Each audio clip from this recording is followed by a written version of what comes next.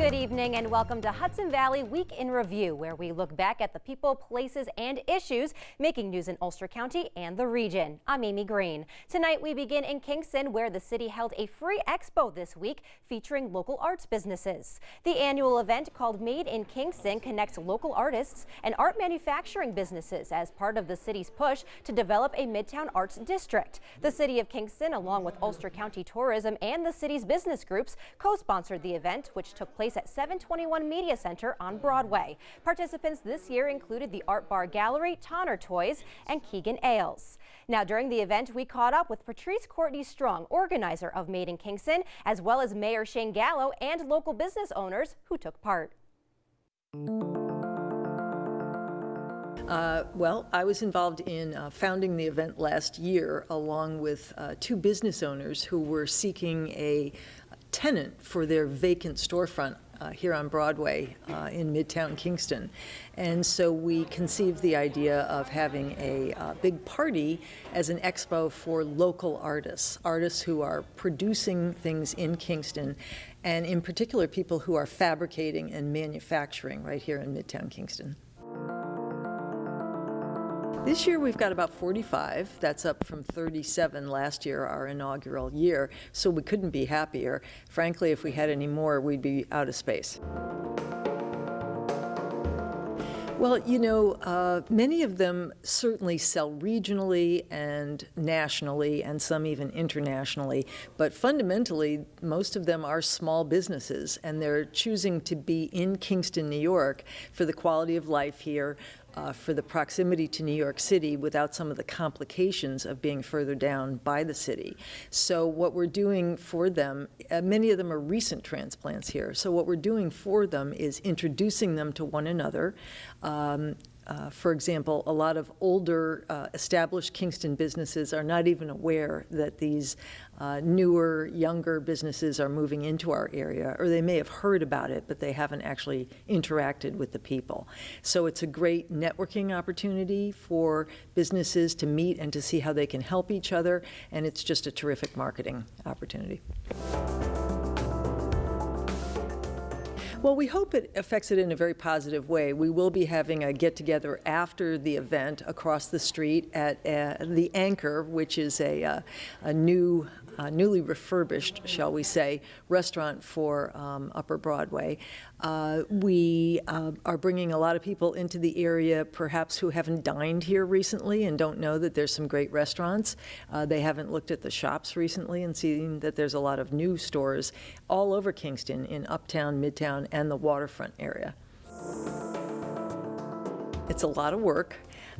So it probably needs to become a project of some permanent organization.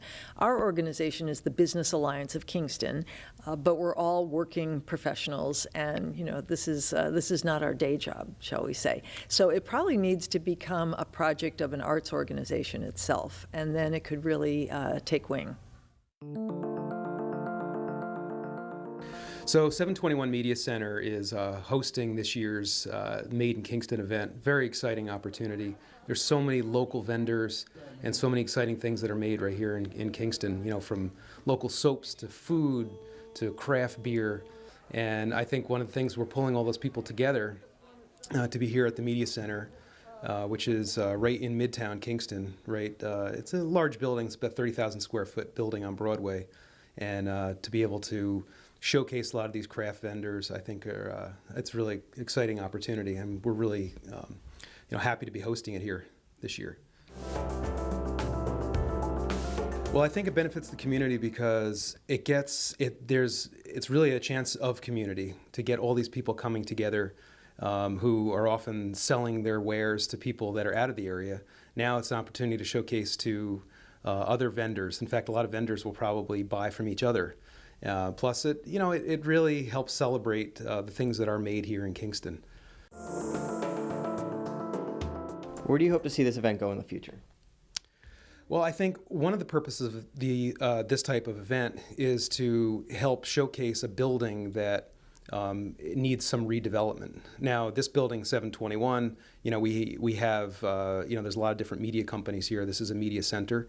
But last year, it was an event it was in an event space that needed development, and now that space, just under a year later, has been completely redeveloped. And that's really what this is about, is reinventing and redeveloping Kingston as we know it. I work for Keegan Ales, which is the Hudson Valley's brewery. We're located on St. James Street, right here in Uptown Kingston. We've been around for about 10 years. You might know our beers such as Hurricane Kitty, Mother's Milk. We also do Old Capitol and Joe Mama's Milk. We came to support the local Made in Kingston. We're made in Kingston. We might not be a craft you can pick up for the holiday season, but if you got to do your shopping, you might as well be drinking beer while you do it. So we'd hope people try our beer and visit the brewery, which is right around the road. I worked the one last year, which was down the street a little bit, and this year it's just exploded into 10 times more people and a bigger space, which is really cool. I hope it keeps growing, and maybe we can do it twice a year, you know? That would be great. We've been around since 1991. Robert Tonner started the company out literally as a cottage industry, you know, forming things on his own, making his own molds. And it's grown to now 4 different companies: Tonner Doll, Tonner Toys, F&B, and Wild Imagination. And we just opened a new retail store at 301 Wall Street in Uptown Kingston. We really want local people to understand, number one, that we're here because we've been under the radar for a really long time.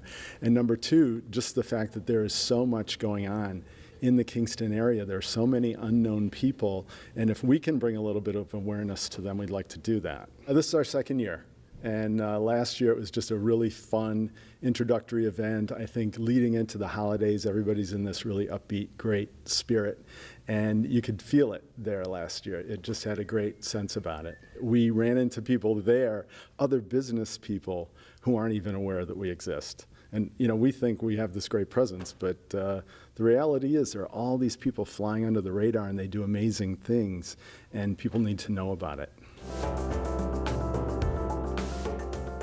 It's one of the few things that's happening that's sort of a high-profile event that draws people in and gives a showcase to people who otherwise struggle to try to make their presence known. I'd like to see it become a much bigger venue and really draw in people from outside the area as well to know what's happening here in Kingston and Ulster County as a whole. I mean, you know, there's a huge population base 90 miles away, and there's an awful lot going on in the Hudson Valley, and particularly in this area, that people should really know about. Because it showcases what's actually made in Kingston. Ranging from art, technology, handmade products. You can see a quality array of product and services, and it's the holiday season. We encourage all people to come to Kingston, okay, to experience this and get good value for their money and their purchases. And it also demonstrates, okay, a partnership with various businesses and vendors in the Midtown and throughout the city. You're connecting up, mid, and downtown with this expo in terms of business, in terms of the arts, in terms of the products that are being offered. It's the second year in a row. It's my understanding that there are additional sponsors compared to last year. There's about 15 extra vendors. I see this going to be a major event, perhaps additionally a length of time, because we had another craft fair 2 weeks ago, the Hallapalooza, the craft fair at the Midtown Rec Center, and there were 1,800 people who attended. So suffice to say, there's 40-some businesses here of a high-end nature. So I see this getting bigger and better and showcasing what's made and what's offered here in Kingston in the future. When we come back, we sit down with Ulster County Executive Michael Hein to talk about a new Rail with Trail proposal in Kingston. Also ahead, we'll take you inside a local bed and breakfast featuring a very special teddy bear exhibit. We'll be right back.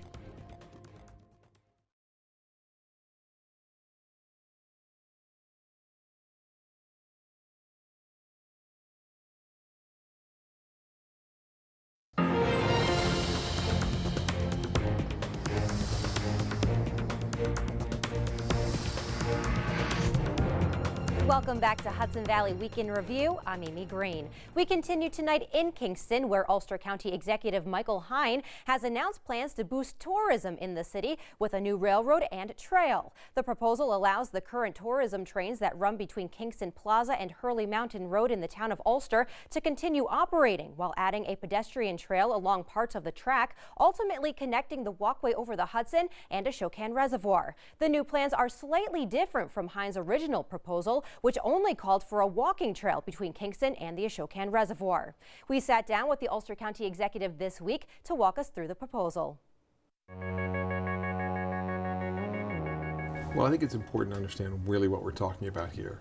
We're talking about, first and foremost, the goal of connecting the walkway over the Hudson all the way to the Ashokan Reservoir, something that is remarkable, and also really making sure that it becomes a wonderful tourist attraction, a world-class rail trail system with easy access for 22 million people in the metro New York area. Obviously, that's a big impact from a tourism perspective in our community as well, and tourism is a big deal here in Ulster County. It's about a $500 million portion of our economy.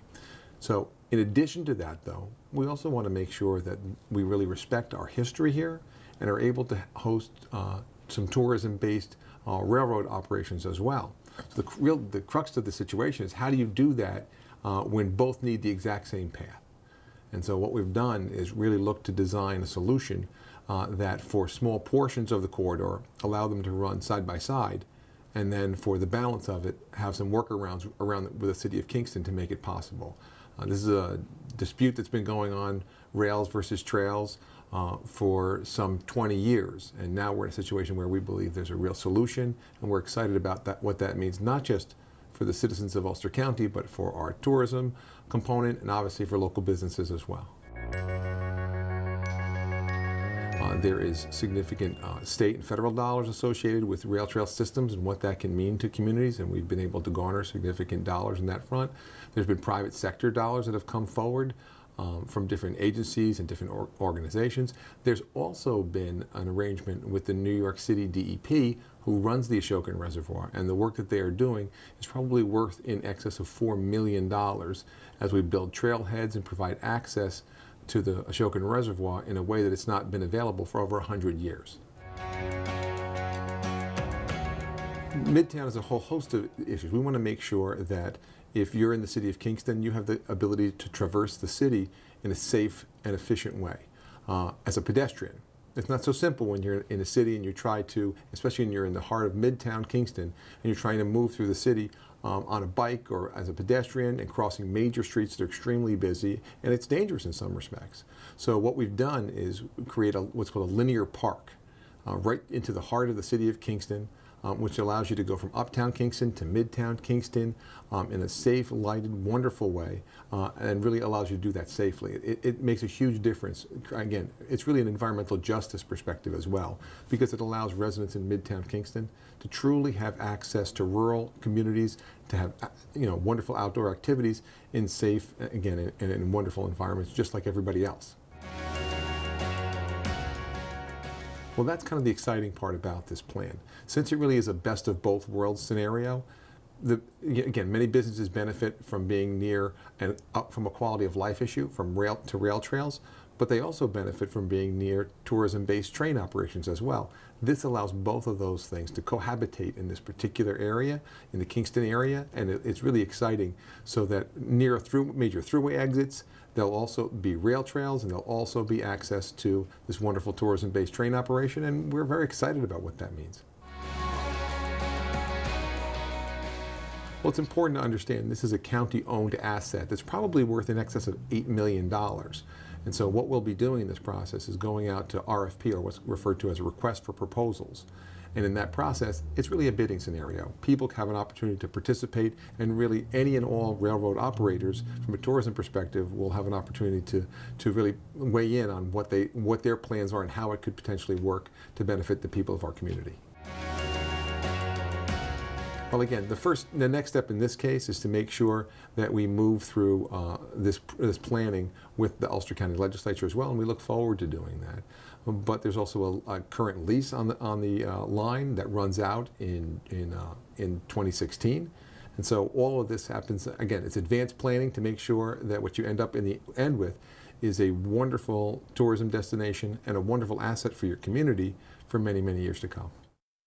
Staying within the city of Kingston, we now turn to a local bed and breakfast that offers visitors not only its hospitality, but also a little bit of history. The Den of Marbletown, located just off of Route 209, combines both a vintage teddy bear exhibit with the accommodations of a traditional B&B. Owners Steve and Nan Bress-Ferry have only been in the business for just about 2 months now, opening the Den of Marbletown in October. The owners actually have a professional background in the TV industry, working for the Fox News Network.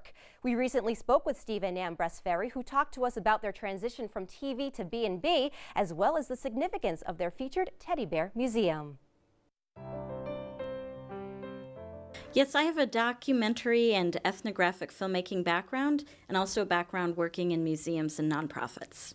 Oh, we basically wanted to move out of the city and move to this wonderful Ulster County location. I continued my documentary filmmaking, but always had it in my mind that I wanted to do something with my mom's collection of Steiff, and thus the museum was born. Our connection is I'm the daughter of an avid collector, so she's donated her collection to the museum. And since then, we've also formed a connection with Steiff USA and other collectors. And so we have both the vintage collections and new items that are available here at the Den of Marbletown.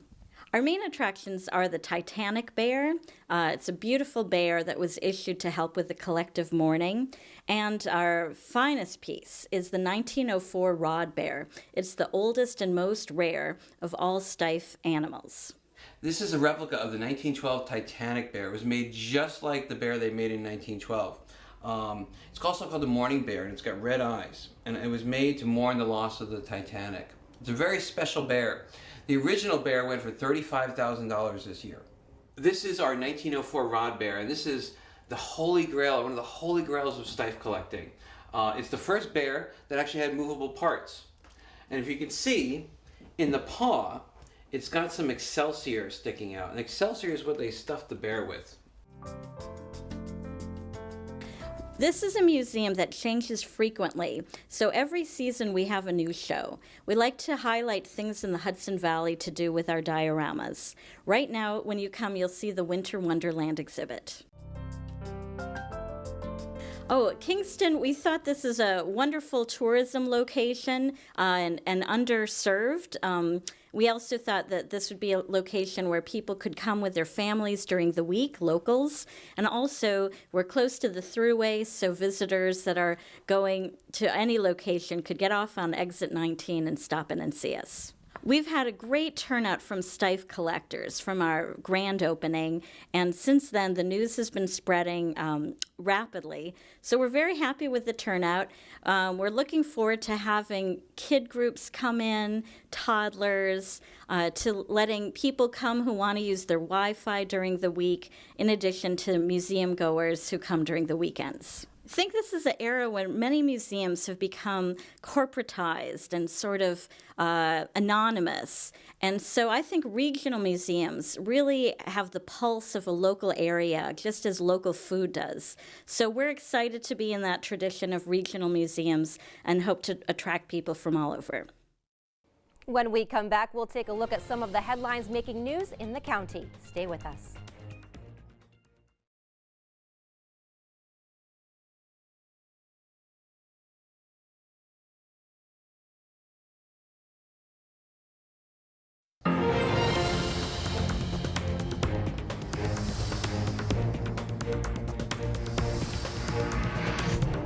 Welcome back. We turn now to headlines, and we start with a new project that's targeting 29 flood-prone bridges in the state, 2 of them in Ulster County. Senators Kirsten Gillibrand and Charles Schumer have secured $72 million in federal funding for repairs and improvements to spans in high-risk flood areas throughout the Capital Region, North Country, Southern Tier, Central New York, and the Hudson Valley. 2 of those bridges include the Route 212 span across Beaver Kill in Woodstock and the Route 52 bridge in Shawangunk.